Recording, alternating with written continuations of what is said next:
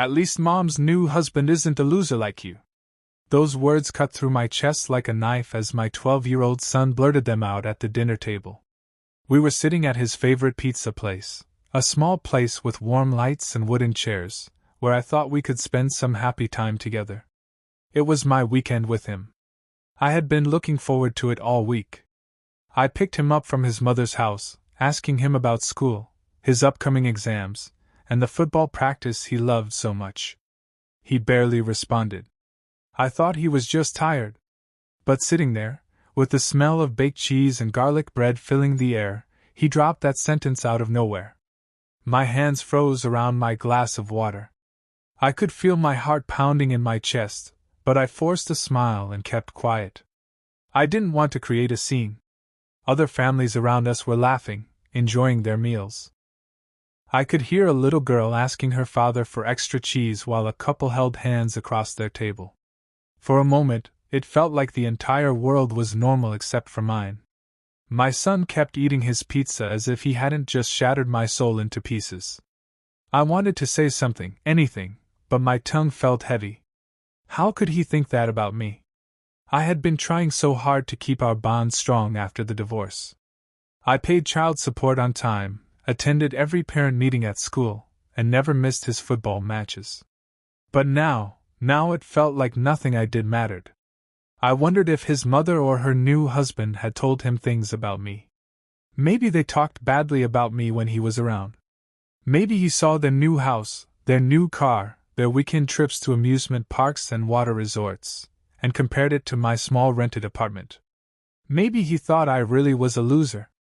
But at that moment, I decided to keep quiet. Because if I spoke, I knew my voice would break. And I didn't want him to see his father cry. Little did he know, this was just the beginning of a truth that would soon change everything between us. I drove him back to his mother's house after dinner. The entire ride was silent except for the low hum of the engine and the sound of cars passing by. He sat in the back seat, looking out the window with his headphones on, tapping his fingers on his knee. I kept glancing at him through the rearview mirror, hoping he would say something else, something softer to ease the pain of what he had just said. But he didn't. When we reached his mother's driveway, he grabbed his small backpack and jumped out before I could even park properly. He didn't turn back to say goodbye. I watched as he ran up the steps and disappeared behind the white door. My chest felt heavy. I sat there for a few minutes, staring at that closed door, wondering if he would ever see me the way he used to. Back home, I sat on the edge of my bed, staring at the dark room. My apartment felt colder than usual that night. The quietness felt suffocating. I thought about my life before everything fell apart.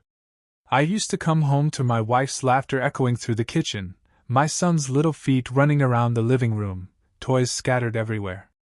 Now there was just silence, a small TV on a dusty table, and leftover takeout boxes on the counter. I still remember when my wife told me she wanted a divorce. She said she felt stuck, that I wasn't moving forward in life. I had lost my job during the company layoffs and was working part-time at a store while applying everywhere I could. I thought she would stand by me, but she didn't. Within a year she married her boss, a man with a big house, a new car, and everything I couldn't give her. I never told my son the real reason we separated. I didn't want him to hate his mother. That night I couldn't sleep. His words kept replaying in my mind.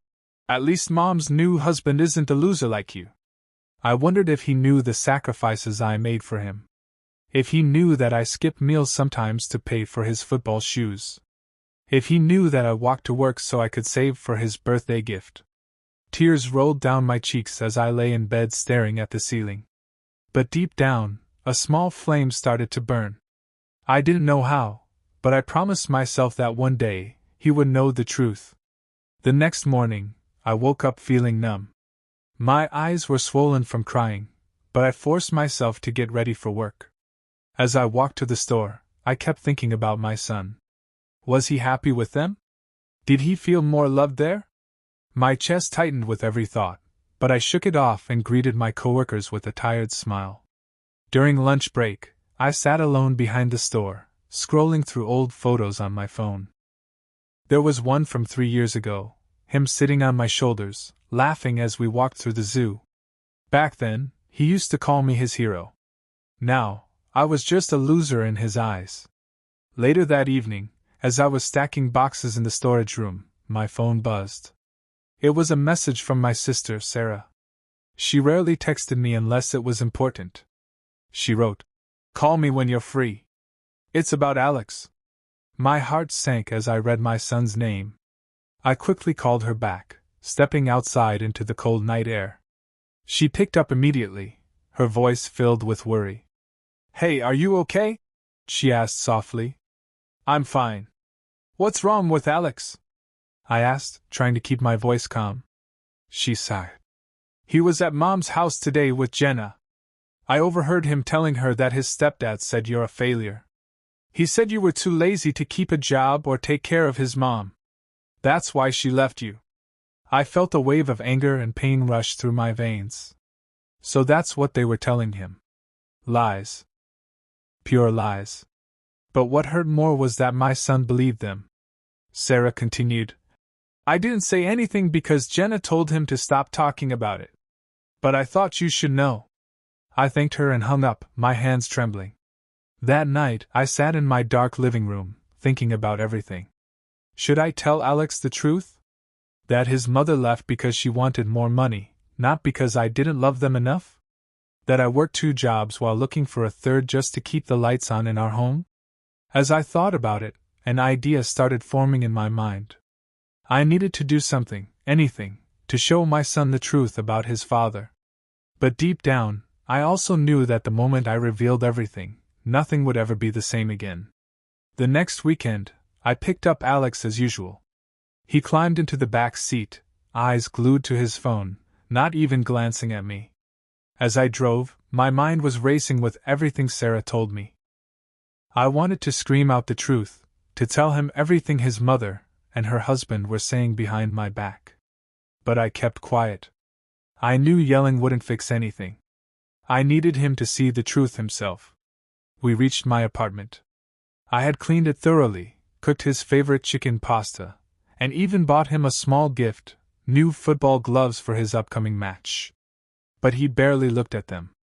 He just nodded and went to sit on the couch, scrolling his phone. At dinner, I tried to start a conversation. "How was school this week?" I asked softly. He shrugged, not looking up. "Fine."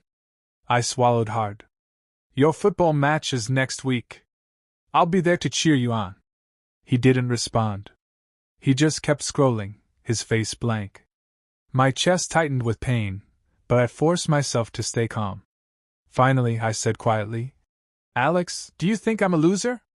He looked up slowly, his eyes cold and distant. "Mom says you gave up. That you didn't try hard enough. Her husband works hard. He bought her a car. You couldn't even keep our house." His words stung deeper than any wound I'd ever felt. I clenched my fists under the table, feeling my heartbeat in my throat. I wanted to scream that I worked day and night to keep us afloat, that I skipped meals so he could eat, that I gave up my dreams for him. But I didn't. I just nodded, fighting back tears. That night, as he slept on the small mattress beside my bed, I sat watching him breathe softly. My mind was spinning. I knew I had to do something. Something big. Something that would open his eyes forever. Because tomorrow, I would take him somewhere that would finally reveal the truth about who I really was, and who his mother truly chose to leave behind. The next morning, I woke up before dawn. I sat by the window, sipping my cold coffee, staring at the quiet streets outside. My mind was set. Today, I would take Alex to the construction site where I worked part-time on weekends. I wanted him to see the truth with his own eyes, that I wasn't lazy, that I didn't give up, and that I was fighting every single day to survive. When he woke up, rubbing his sleepy eyes, I told him to get dressed. "Where are we going?" he asked, his voice groggy. "You'll see," I replied softly, trying to keep my emotions steady. He frowned but didn't argue. During the drive, he put on his headphones again, shutting me out completely. My chest felt tight, but I kept driving. We reached a large construction site on the outskirts of town. I parked the car and looked back at him. "Come with me." He pulled off his headphones, looking annoyed. "Why are we here? I thought we were going out to eat." "Just come," I said, my voice firmer than before. As we walked through the dusty path lined with cement bags and iron rods, I saw my supervisor waving at me. "You're early today," he said with a smile, then glanced at Alex. "Your boy?" I nodded, feeling a lump in my throat. Alex looked around, confused. "You work here?" he asked, his voice sounding small for the first time in weeks. Before I could answer, my supervisor spoke. "Your dad's one of the hardest workers here. He does the night shifts too, helps everyone, and never complains." Alex's eyes widened. I could see the cracks forming in his anger. But before I could say anything else, my phone buzzed. It was Sarah. I answered quickly, and her panicked voice trembled through the line. "Are you at work? You need to come home right now. There's something you need to know. It's about Jenna. She's been hiding something from you about the divorce and about Alex." My hands went cold. I could hear my heartbeat in my ears. I looked at my son standing there, confusion on his face, and realized that the truth I wanted to reveal today was only a part of a bigger, darker secret that was about to explode our lives forever. My hands were shaking as I ended the call with Sarah. I turned to Alex, who was staring at me with worried eyes. "We need to go," I said, my voice trembling. On the way back, my mind was racing with questions. What could Jenna have hidden from me that was so important? Why now? Why after all this time? I kept glancing at Alex in the rearview mirror. For the first time, he wasn't looking at his phone. He was staring at me, silent, his eyes filled with fear and confusion. When we reached Sarah's house, she opened the door before I could even knock. Her face was pale, her hands trembling. "Come inside. Both of you." We sat in her small living room. She looked at Alex, then back at me. "I didn't know if I should tell you this, but you deserve to know." She handed me an envelope. I opened it with shaking hands. Inside were copies of emails Jenna sent to her lawyer during our divorce. As I read them, my vision blurred with tears. She had planned everything. Months before filing for divorce, she had already started dating her boss. She told her lawyer to make sure I got the smallest custody deal possible. She wrote, "He's a good father, but I need Alex to think I left him for a reason. He'll adjust once he believes his dad can't take care of him." My chest tightened so painfully I thought I would faint. I looked at Alex. Tears were rolling down his cheeks as he read over my shoulder. Mom said you didn't care about us," he whispered, his voice breaking. I pulled him into my arms, holding him tight as he sobbed into my chest. For the first time in years, I felt him cling to me like the little boy who used to call me his hero. But before I could even process this moment of truth, Sarah's voice shook me back. "There's more," she said softly. "Jenna, she's planning to move to another state with her husband. She wants to take Alex with her. That's why she's been turning him against you." I felt my blood run cold. As Alex looked up at me with teary eyes, I knew this battle wasn't over. In fact, it was only just beginning. That evening, after leaving Sarah's house, I drove Alex back to my apartment. Neither of us spoke during the ride. When we got home, he followed me inside quietly and sat on the couch, staring at the floor. I sat next to him, placing my hand gently on his back. "Dad," he whispered, his voice cracking. "I'm sorry for what I said. I didn't know. I thought you just didn't care." I swallowed hard, fighting back tears. "It's okay, buddy. You didn't know. I should have told you earlier, but I didn't want you to hate your mom. I wanted you to be happy."